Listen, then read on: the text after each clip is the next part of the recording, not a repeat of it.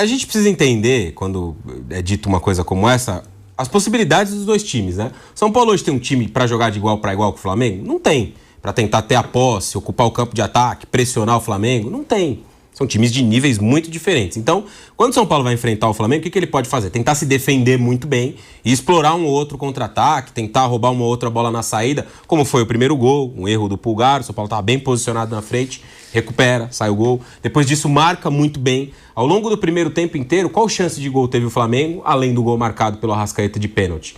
Então, diante de um adversário tão poderoso, tão forte, com tanta qualidade, o que você pode fazer? Se defender muito bem. Se defender muito bem, contra-atacar, esticar uma bola ou outra, buscar uma outra vez, pressionar um pouquinho mais em cima. E eu acho que o São Paulo cumpriu muito bem esse plano, que é o que ele pode fazer hoje num duelo diante do Flamengo. Competir muito, marcar muito, reduzir as possibilidades do adversário. Se a gente olhar para 90 minutos, o Flamengo só não venceu porque o Plata foi expulso. Mas o Flamengo criou 2 oportunidades de gols em mais de 90 minutos, né? A gente teve 7 minutos de acréscimo no segundo tempo, quase 100 minutos de futebol. O Flamengo teve 2 grandes oportunidades.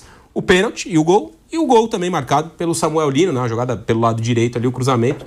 O Samuel Lino se antecipou e conseguiu marcar o gol. Então eu acho que teve o gol do Arrascaeta, perdido também. Teve também uma bola do Arrascaeta, verdade, uma bola que ele recupera ali na saída de bola e finaliza pra fora. Então eu acho que do ponto de vista do São Paulo é satisfatório sim um jogo como esse, né? Dada a diferença dos times, é muito pouco para a história do São Paulo, aí é uma outra discussão. Mas pelo que o São Paulo é hoje como time, conseguir fazer um jogo de boa marcação, muita aplicação, reduzindo as possibilidades do Flamengo, eu acho que é bastante satisfatório. E vejo mais méritos do São Paulo nesse aspecto do que deméritos do Flamengo. Porque muitas vezes a gente vai olhar para esse panorama mas o Flamengo não jogou nada. Tudo bem, o Flamengo não fez um dos seus melhores jogos. Mas por quê? Porque o São Paulo marcou muito bem o Flamengo ao longo do jogo. Então, eu acho que a gente também tem que olhar um pouco para esse aspecto, né? O jogo não é feito por um time só. Não é só o Flamengo que jogou mal. São Paulo não permitiu que o Flamengo criasse, não permitiu que o Flamengo jogasse bem. O Arrascaeta participou pouco, o Carrascal foi uma peça quase nula no jogo. O Samuel Lino participou com o gol, mas não conseguiu dribles, arrancadas, que é a característica de jogo dele.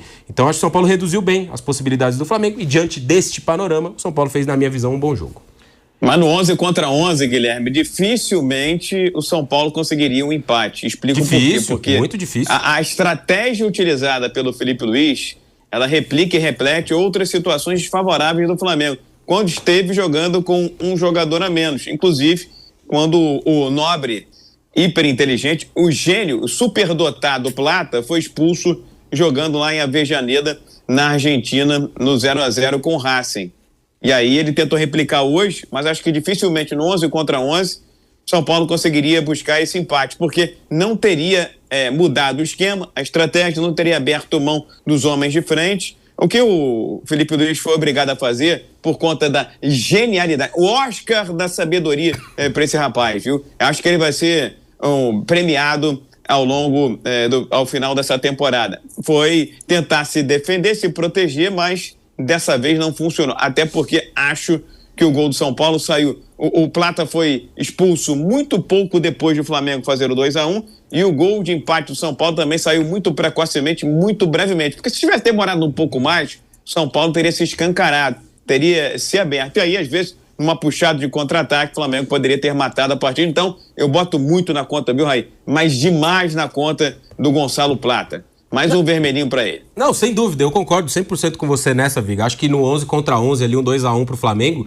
dificilmente o São Paulo buscaria o empate, dificilmente conseguiria empatar, mesmo entrando o Lucas, um ou outro jogador ali do banco que seja um pouquinho melhor do ponto de vista técnico, era muito difícil imaginar esse panorama mesmo, né? Meu ponto é só sobre o que aconteceu mesmo antes disso.